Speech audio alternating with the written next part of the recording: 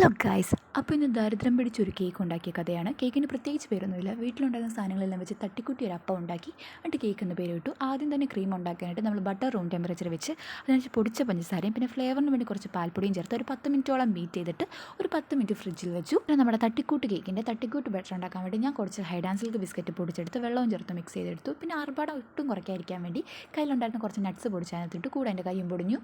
പിന്നെ നമ്മുടെ ഓവനും റെഡിയാക്കി. ഓവൻ കരിഞ്ഞു പോകാതിരിക്കാൻ വേണ്ടി നേരത്തെ അതിൽ കുറേ ഉപ്പ് വാരി വിതറി. പിന്നെ നമ്മുടെ ബട്ടർ പേപ്പറിൻ്റെ ക്ഷാമം കാരണം നോർമൽ പേപ്പറിൽ ബട്ടർ തേച്ചിട്ട് ബട്ടർ പേപ്പർ റെഡിയാക്കി. പിന്നെ നമ്മുടെ കേക്ക് ബേക്ക് ചെയ്യാൻ വെച്ചു. നമ്മുടെ ക്രീമും റെഡിയായി. എൻ്റെ ആക്രാന്തം കാരണം ഞാൻ നേരത്തെ പോയി നോക്കി, പക്ഷേ വെന്തില്ലായിരുന്നു. രണ്ടാമത് നോക്കിയപ്പോൾ കേക്ക് വെൽ സെറ്റായി. കണ്ടോളൂ, എൻ്റെ കേക്ക് എന്ത് ബ്യൂട്ടിഫുള്ളാണ്. പിന്നെ നമ്മുടെ പഞ്ചസാരയും പാൽപ്പൊടിയും വെള്ളവും ചേർത്ത് സൊല്യൂഷൻ പ്രിപ്പയർ ചെയ്ത് കേക്ക് വെയിറ്റ് ചെയ്തു. പിന്നെ കുറച്ച് നട്ട്സും വെതറി നമ്മൾ ഉണ്ടാക്കി വെച്ച് ക്രീമും ഇട്ട് കേക്കിൻ്റെ ഫസ്റ്റ് കൊട്ട് സെറ്റാക്കി. പിന്നെ ഒരു വിധത്തിൽ ഞാൻ മറ്റേ കേക്ക് എടുത്ത് എൻ്റെ ടോപ്പിൽ വെച്ചു. അതിൻ്റെ മണ്ടയിൽ മിച്ചം വന്ന ക്രീം മൊത്തം തട്ടി. പിന്നെ 10 മിനിറ്റ് ഫ്രിഡ്ജ് വെച്ച് കേക്ക് സെറ്റാക്കി. നോക്കൂ, എൻ്റെ കേക്ക് എത്ര പവർഫുള്ളാണ്. പിന്നെ ഞാൻ കഴിക്കാൻ വായി വെച്ചപ്പോഴാണ് ഓർത്തത്. ക്യാമറയിൽ കാണിച്ചില്ല. ക്യാമറയിൽ കാണിച്ചു, ഞാൻ കഴിച്ചു, ടേസ്റ്റ് ചെയ്തു. കൊള്ളാം, അടിപൊളി ഐറ്റമാണ്. ഒരു ആവറേജ്. പിന്നെ നമ്മുടെ ലിമിറ്റേഷൻ വെച്ച് നോക്കുമ്പോൾ ആവറേജ് എബോവ് വരും. മസ്റ്റ് ഐറ്റം ആണെന്ന് ഞാൻ പറയത്തില്ല, ബട്ട് പവർഫുള്ളാണ്. ഇത്രയും ചുരുങ്ങിയ സാധനങ്ങൾ വെച്ച് മനോഹരമായിട്ടൊരു കേക്ക് ബേക്ക് ചെയ്യാമെന്ന് ഞാൻ പ്രൂവ് ചെയ്തു. So by.